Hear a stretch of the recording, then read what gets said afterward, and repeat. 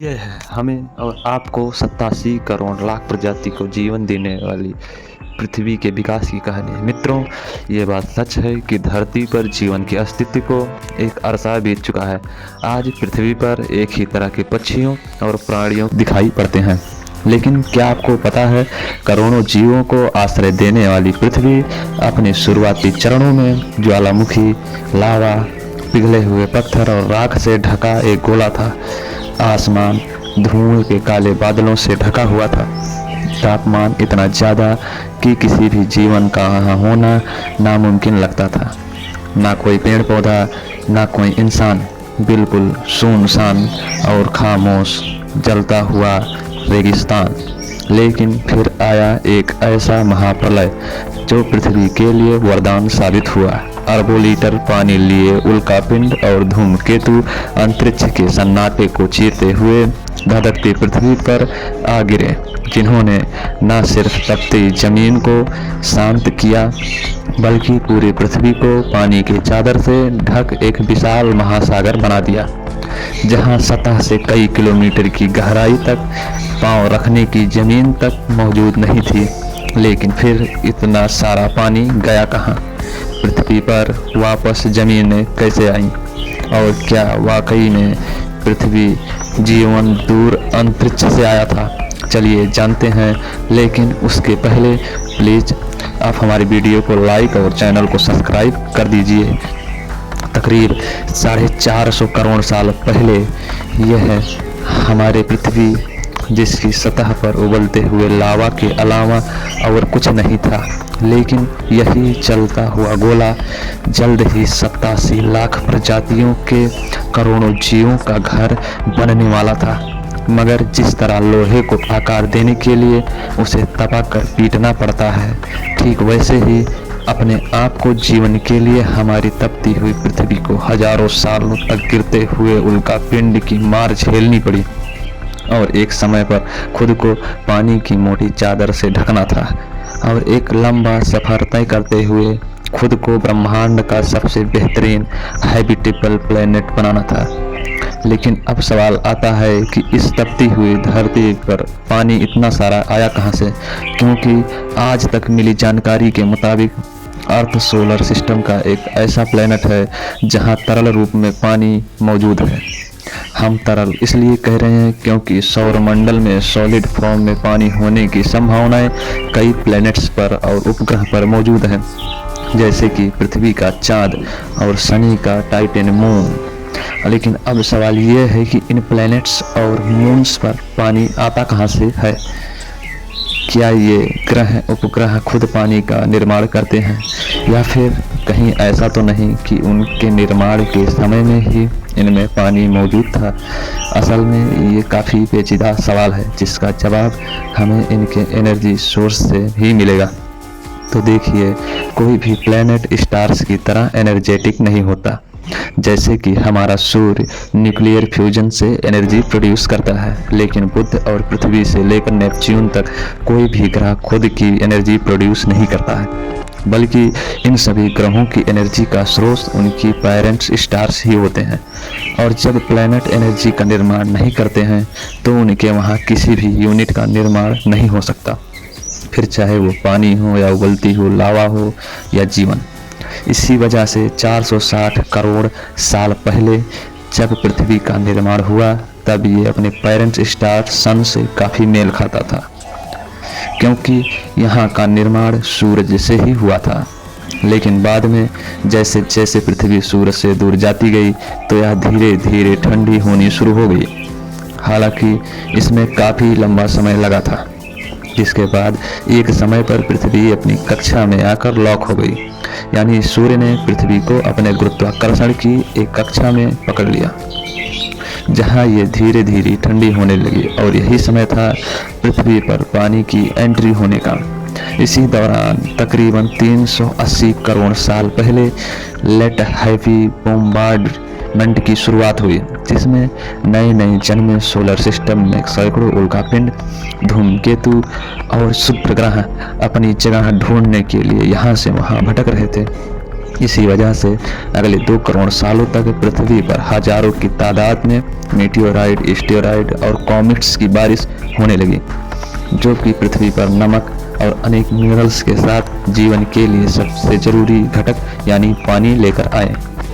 लेकिन इस पानी का निर्माण कैसे हुआ होगा, यानी पहली बार पानी किसी ग्रह, उपग्रह या उल्कापिंड पर कैसे पहुंचा होगा, तो इसे लेकर माना जाता है कि बिग बैंग के समय वाटर मॉलिक्यूल्स का निर्माण हुआ होगा, जो मीटियोराइड एंड कॉमेट्स के माध्यम से धरती और अन्य ग्रहों पर पहुंचे होंगे। लेकिन इस पानी को बाकी प्लेनेट संभाल नहीं पाए, इसे केवल हमारी पृथ्वी ही संभाल पाई। पता है क्यों? क्योंकि पानी को संभालने का आदर्श माहौल धरती के अलावा और कहीं नहीं था। धरती का मास एंड ग्रेविटेशनल फोर्स पानी को रोके रखने के लिए काफ़ी था, तो वहीं यहाँ का तापमान लिक्विड और आइस रूप में भी पानी को समेटे रखने की काबिलियत रखता है। इसी वजह से आज हमारी धरती सौरमंडल का वो इकलौता ग्रह है जहाँ पानी तरल रूप में मौजूद है। खैर, करोड़ों साल तक पानी से भरे उल्कापिंड और धूमकेतु पृथ्वी पर बरसते रहे, जिससे यहाँ पानी की मात्रा इतनी ज़्यादा बढ़ गई कि इसने पूरी पृथ्वी को ढक लिया, यानी हमारी पृथ्वी एक महासागर बन चुकी थी। यहाँ धरातल का एक छोटा हिस्सा भी दिखाई नहीं देता था। वैज्ञानिक बताते हैं कि करोड़ों साल तक पृथ्वी ऐसा स्विमिंग पूल बनी रही जिसमें किसी भी तरह ठोस सतह नहीं थी, और वाटर लेवल इतना ज़्यादा था कि दुनिया का सबसे ऊंचा पर्वत माउंट एवरेस्ट भी पानी के नीचे समा जाए।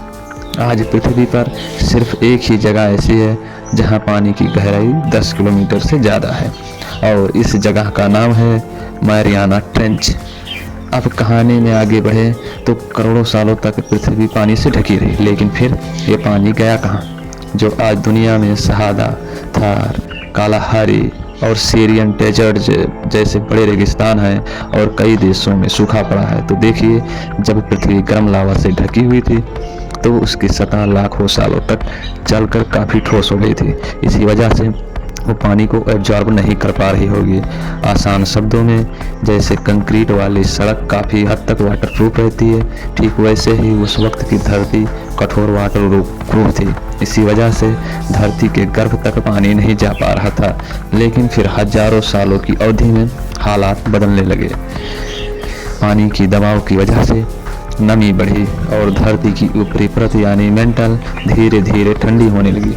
उसका घनत्व कम हुआ और सतह पर मौजूद पानी धीरे धीरे धरती की सरफेस के नीचे जाने लगा और ज़मीन दिखाई देने लगी, क्योंकि पानी नीचे चला गया और ज़मीन ऊपर आ गई थी। लेकिन उल्कापिंडों से आया पानी साफ सुथरा था, जो धीरे धीरे रेत, मिट्टी और खनिजों के साथ घुलता रहा, जिसकी वजह से 100% शुद्ध पानी व धीरे धीरे खारापन और अशुद्धियाँ आने लगी। दूसरी तरफ वातावरण में ठंडक होने की वजह से ऑक्सीजन की मौजूदगी बढ़ने लगी और ओजोन लेयर बन रही थी, जो सूरज के हानिकारक रेडिएशन को रोकने लगी।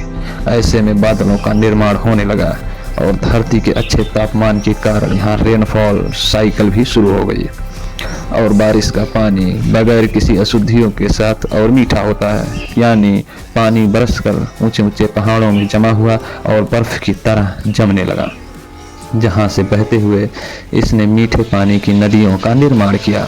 इसी वजह से नदियों का पानी प्योर और मीठा होता है। हालांकि चौंकाने वाली बात यह है, नदियों का अंत समुद्र में ही होता है, जहां समुद्र के पानी के साथ घुलते ही ये खारी हो जाती है और इनके पानी में अशुद्धि आ जाती है।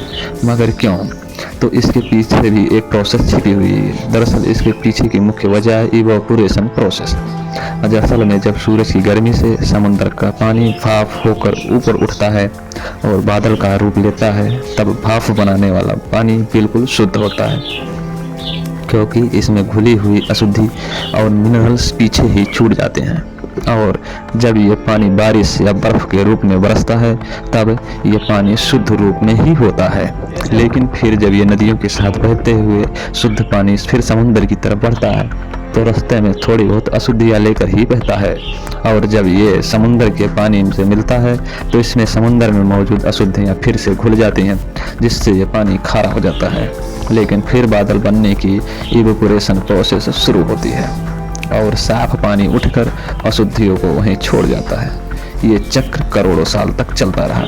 इसी वजह से समुद्र का पानी लगातार खारा होता जा रहा है, क्योंकि उसमें अशुद्धियाँ है ही, साथ ही हर बार सतह से बहते ही नदियाँ बहुत सारी अशुद्धियाँ समुद्र में लेकर आती हैं। और अब समुद्र का पानी खराब होने के पीछे इंसानों द्वारा किए जाने वाले जल प्रदूषण के साथ कई कुदरती कारणों का हाथ है। लेकिन चिंता की बात यह है कि समुद्र के पानी का पीने के लिए इस्तेमाल नहीं कर सकते और धरती पर मौजूद कुल पानी में सिर्फ फ्रेश वाटर 2.5% ही है। बाकी 97.5% पानी खारा है और इस फ्रेश वाटर में 1.5% तो बर्फ की चादरों में ढका हुआ है और कुछ जमीन के नीचे मौजूद है। यानी सिर्फ 1% पानी से ही हमें गुजारा करना है, जिसे भी हम नष्ट करते जा रहे हैं। ऐसे में वो दिन दूर नहीं जब हम इंसानों की गलतियों की वजह से ये वाटर रिसाइकलिंग साइकिल यानी इवापोरेशन प्रोसेस में बाधाएं बढ़ने लगी और हमें फ्रेश वाटर की कमी का सामना करना पड़े। तो आज के लिए बस इतना ही। अब हमें कमेंट्स में बताइएगा कि हम फ्रेश वाटर को खत्म होने से कैसे रोक सकते हैं।